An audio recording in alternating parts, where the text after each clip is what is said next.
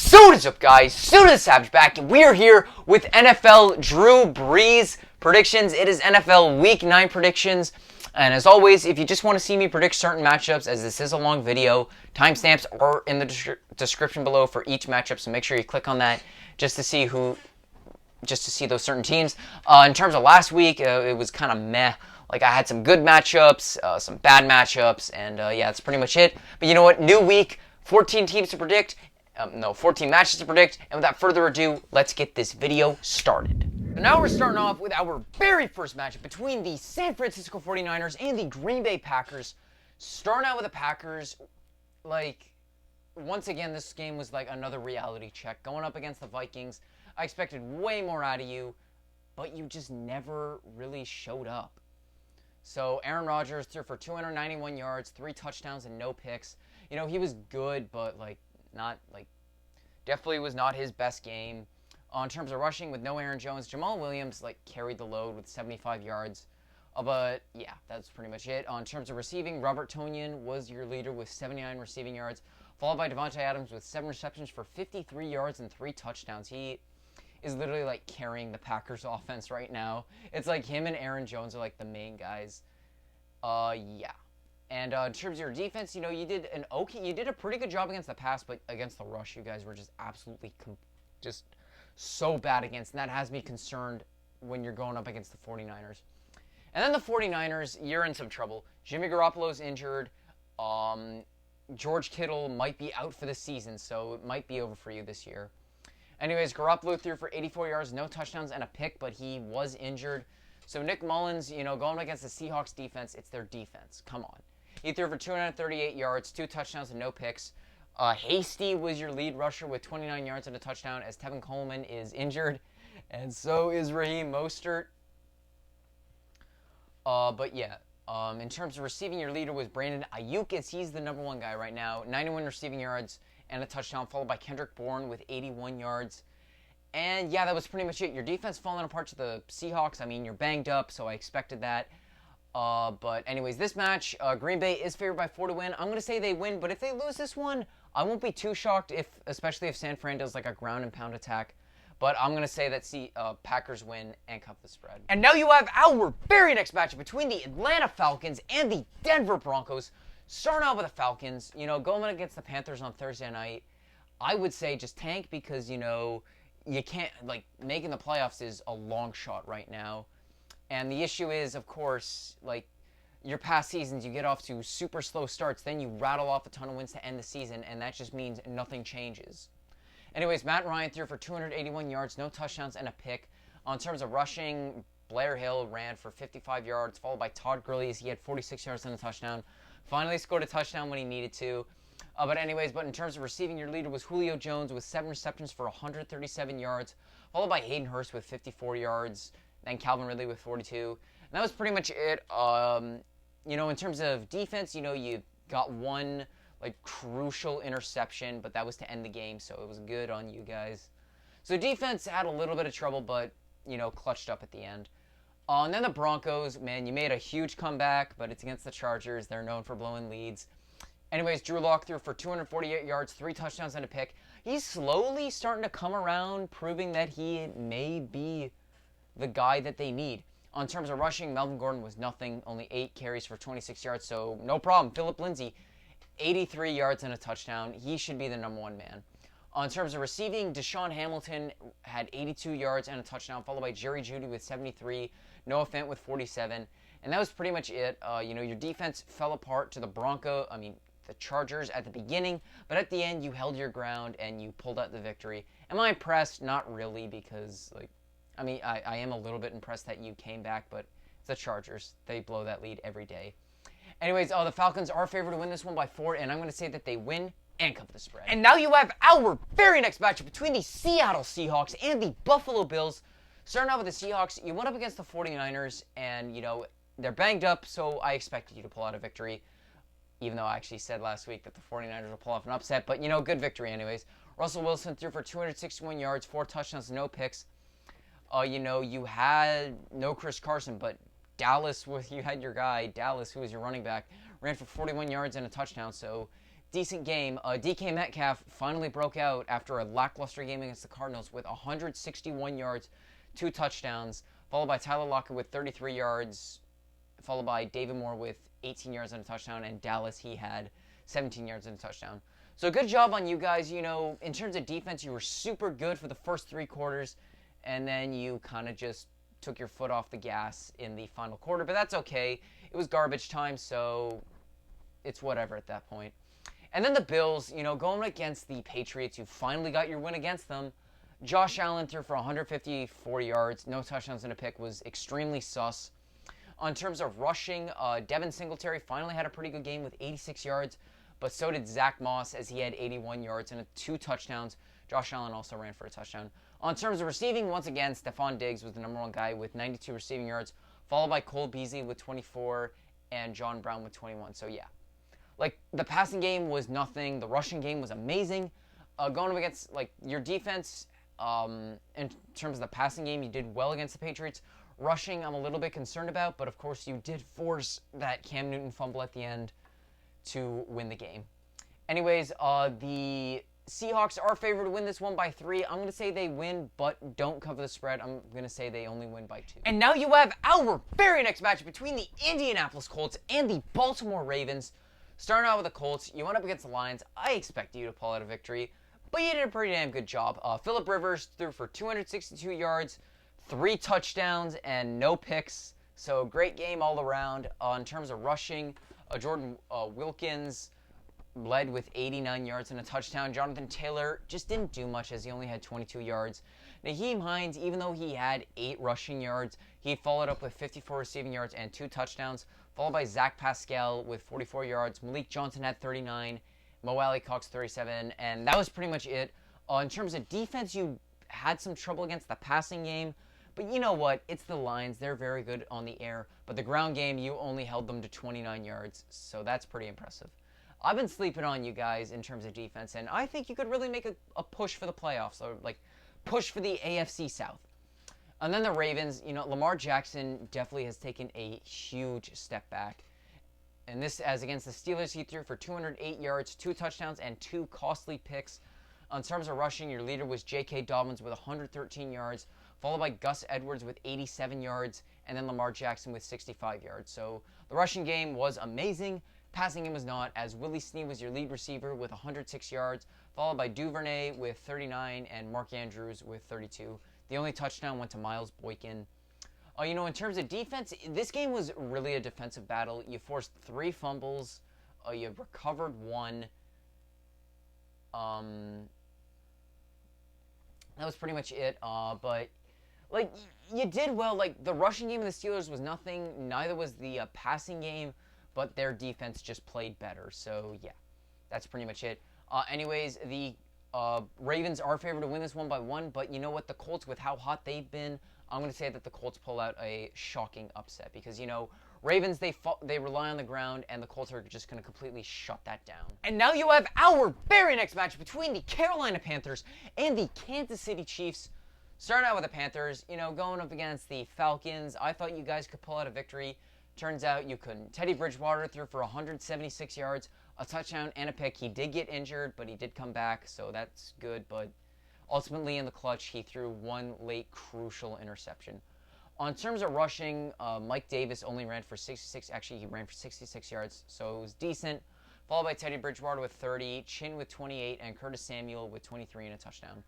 On terms of receiving, your leader was DJ Moore with 55 yards, followed by Robbie Anderson with 48, and Curtis Samuel, who had 31 yards and a touchdown.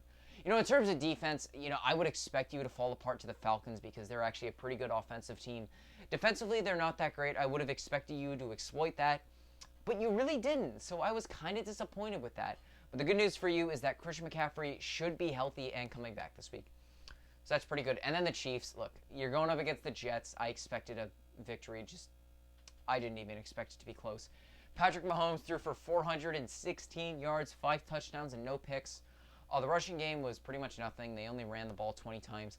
Clyde Edwards-Helaire only had 21 yards. On terms of receiving, your leader was Travis Kelce with 109 yards and a touchdown, followed by Tyreek Hill with 98 yards and 2 touchdowns. Mecole Hardman had 96 and a touchdown, and Darrell Robertson 63 and a touchdown. Your defense, you stopped the Jets. I'm not that impressed. Like, it's the Jets. They're so inept. I would expect you just to completely smother them. But anyways, the Chiefs are favored to win this one by 10. So I'm going to say that they win. You know what? Yeah, and cover the spread. Because, Panthers, they're a young defense. Still quite raw, and Patrick Mahomes is just going to exploit that. And now you have our very next match between the Detroit Lions and the Minnesota Vikings. Starting out with the Lions, going up against the Colts. Once again, I didn't expect you to win, and you did not, as Matt Stafford tried his best, but had no backup in terms of defense and rush. He threw for 336 yards, 3 touchdowns, and a pick. In terms of rushing, you guys only mustered 29 yards between 4 guys, so that is very, very sad. I think your tight end and Matt Stafford had more rushing yards than DeAndre Swift and Adrian Peterson combined, so there's some issues with that. In terms of receiving, Marvin Hall was the leader with 113 yards, followed by TJ Hawkinson with 65. Danny Amendola had 54, and then Marvin Jones Jr. made a bit of a return as he had 39 receiving yards and 2 touchdowns. Your defense falling apart to the rush game of the Colts. I get that. And their pass game, I can understand that. And then the Minnesota Vikings, Kirk Cousins, if you could just let Dalvin Cook eat, he's going to feast. And he did. Kirk Cousins threw for 160 yards, a touchdown, and no picks. He only threw the ball 14 times because they were just completely relying on Dalvin Cook, as he had 163 yards and 3 touchdowns. And he also led the team in receiving with 63 yards and a touchdown, followed by Adam Thielen with 27 and Justin Jefferson with 26. So, yeah, Dalvin Cook completely carried you to that W. Your defense, had some trouble with the Packers. You did okay for most of the game, and then in the final drive, they all, Rodgers, I was expecting a Hail Mary, but you forced that fumble and won the game, so I'm impressed with that. Anyways, the Vikings are favored to win this one by 3.5, but you know what? I'm going to say that the Lions pull off an upset in this one and, win this game and improve to 4-4. And now you have our very next match between the Chicago Bears and the Tennessee Titans. Starting out with the Bears, I talked about you in my Saints recap. Nick Foles threw for 272 yards, 2 touchdowns, and a pick.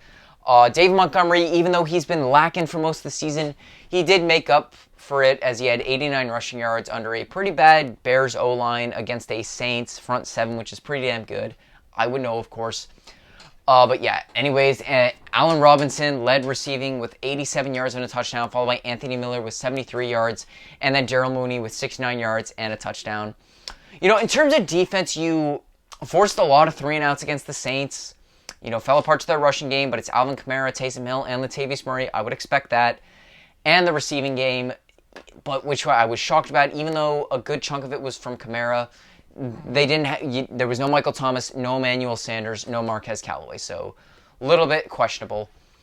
And then the Titans, man, I was so disappointed with you. I thought you were going to smother the Bengals, but apparently you didn't. Your defense is just non-existent this season.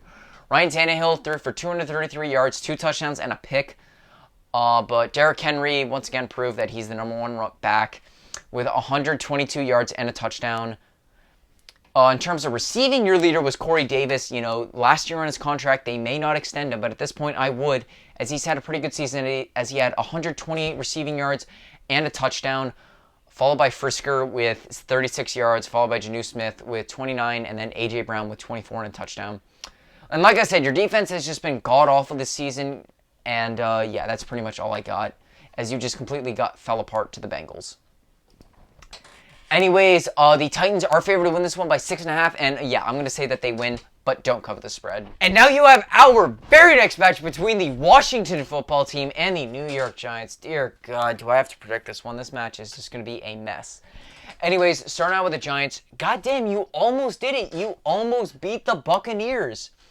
You scored a touchdown at the end, and you needed the 2-point conversion just to tie it, but you failed it. Anyways, Daniel Jones threw for 256 yards, 2 touchdowns, but also 2 picks. So honestly, I wouldn't be shocked if they would move on from him, because he may not be what you want, because he just turns the ball over so many times. Wayne Gallum led for you in rushing with 44 yards and a touchdown. On terms of receiving, your leader was Sterling Shepard with 74 yards, followed by Evan Ingram with 61, Darius Slayton with 56, and then Golden Tate. He's going to be missing this week, but he had 31 receiving yards and a touchdown, and he also threw for 18 yards, which was pretty good. Your defense did a good job with the Bucs at the beginning, but at the end, it was just not enough, as you guys just couldn't put up enough of a fight. And then the Washington football team, you were on your bye week in week 8, but then week 7, you just shocked the Dallas Cowboys. Anyways, Kyle Allen threw for 194 yards, 2 touchdowns, and no picks. But in terms of rushing, your leader was Antonio Gibson with 128 yards and a touchdown. In terms of receiving, your leader was Terry McLaurin with 70 receiving yards. 7 receptions, 90 receiving yards and a touchdown. Followed by Logan Thomas with 60 yards and a touchdown. So I would expect those guys to do well, like Antonio Gibson and Terry McLaurin. So that's good that they're producing, especially with Kyle Allen. But you did beat Dallas, and they're they're dead in the ground. They're already dead. You're just beating the dead horse with this one. Ezekiel Elliott ran for 45 yards, and you completely silenced them as they had to start Gucci Danucci. Anyways, the Washington football team is favored to win this one by 3, but since the Giants kept it so close last week, I'm going to say that they win this one. They pull off the quote-unquote upset, even though this is just a terrible Now you have our final 1 o'clock matchup between the Jacksonville Jaguars and the Houston Texans. Starting out with the Jaguars, you were on your bye in week 8. So back in week 7 against the Chargers, of course I expect you to fall apart to Justin Herbert. Anyways, Gardner Minshew threw for 173 yards, 2 touchdowns, and no picks. No Leonard Fournette, no problem, as James Robinson ran for 119 yards and a touchdown. Great performance by him, but Chenault Jr. with 44 receiving yards, followed by O'Shaughnessy with 32, and then Chris Conley with 28, Chark with 26. That was pretty much it. Your defense falling apart to the Chargers. I understand their offense is legit, especially under Justin Herbert. So no issues there. And then the Texans, once again, on your bye. So going up against the Packers, I didn't expect much. So Deshaun Watson threw for 309 yards, 2 touchdowns, and no picks. David Johnson, just absolutely ineffective as he ran for 42 yards. Randall Cobb had 95 receiving yards, followed by Brandon Cooks with 60. And that was pretty much it. David Johnson also did have a receiving touchdown and 42 yards, so that's okay. And that's pretty much it. Your defense, you fell apart to the Packers, but so what? It's the Packers. They're pretty damn good.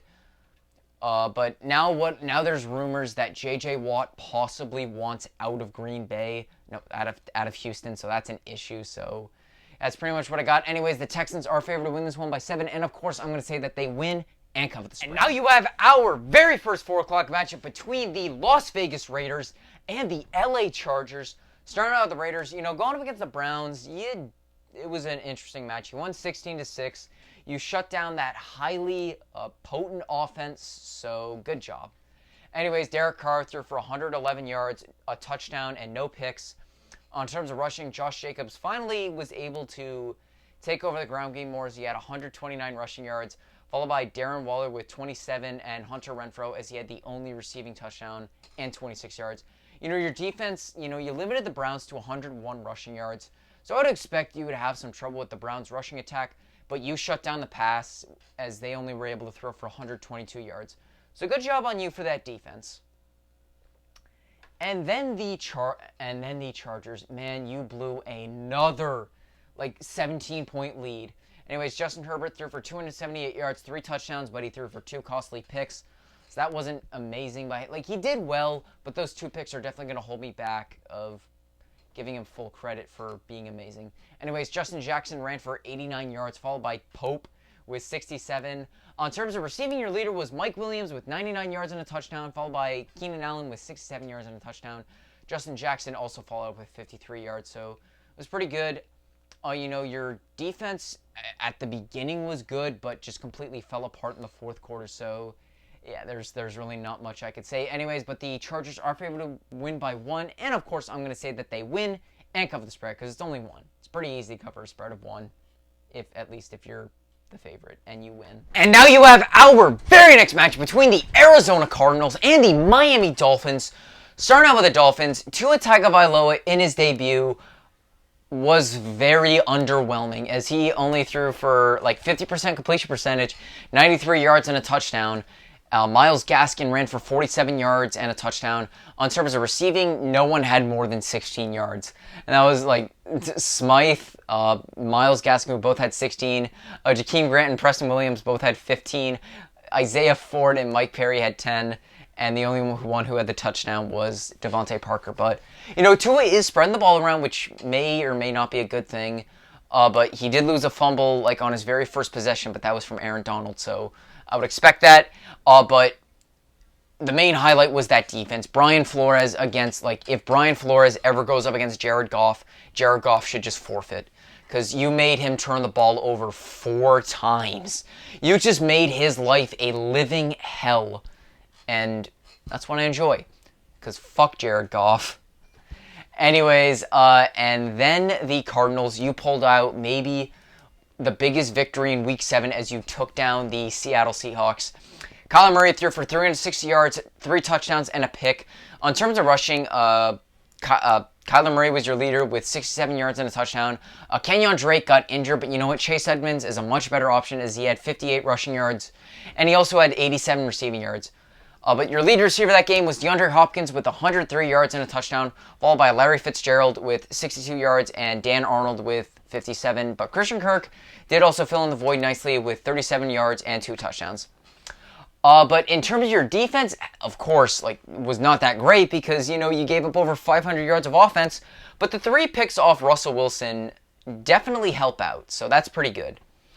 Anyways, Arizona is actually favored to win this one by 4.5, but you know what? Tua, I'm going to say, is going to be a lot stronger, facing a much weaker defense, so I'm going to say he's going to thrive in this game, and the Dolphins are going to win. And now you have our final 4 o'clock matchup between the Pittsburgh Steelers and the Dallas Cowboys. Starting out with the Steelers, going up against the Ravens, huge statement victory. You're 7-0, about to go 8-0. Because I'll get to the Cowboys later. Anyways, Big Ben threw for 182 yards, 2 touchdowns, and no picks. So clearly, he's not as bad as Duck Hodges or Mason Rudolph was. He's pretty good, but, any other quarterback could do better. But, Ben Roethlisberger, considering the circumstance that he's in, he's done pretty well this season. But in terms of rushing, you guys just did not have it. James Conner only ran for 47 yards, did have a touchdown. That was it. On terms of receiving, Juju was your leader with 67 yards, followed by Eric Ebron with 48 yards and a touchdown, and then Chase Claypool with 42 yards and a touchdown. Your defense had, you completely shut down the receiving game, but the rushing game, they just completely killed you on. But you did force Lamar Jackson to turn the ball over 4 times as he fumbled the ball 3 times. 2 of them he lost. And he also threw 2 picks. So you made his life a living hell. And then the Cowboys, you're starting Garrett Gilbert. If you don't know who that is, that's okay. Neither do I. But anyways, Gucci DiNucci last game threw for 180 yards, no touchdowns, no picks. Ezekiel Elliott ran for 63 yards, followed by Tony Pollard with 40 yards. Your lead receiver was Michael Gallup with 61 yards, followed by Dan Schultz with 53 yards. Your team is just an absolute mess. Anyone who said Dak is the problem, I can now say he was never the problem in Dallas. Because that defense, even though you did force Carson Wentz to turn the ball over 4 times, you still fell up short 23-9 as Greg the Leg only could do so much. But anyways, the Steelers are favored to win this one by 14.5. So, yeah, I'm going to say that they win and cover the spread. And now you have our Sunday Night Football matchup between my boys in the New Orleans Saints and the Tampa Bay Buccaneers. Starting out with the Saints, going up against the Bears. Like I said, Drew Brees before. Under the circumstances, no Emmanuel Sanders, no Michael Thomas, no Marquez Callaway.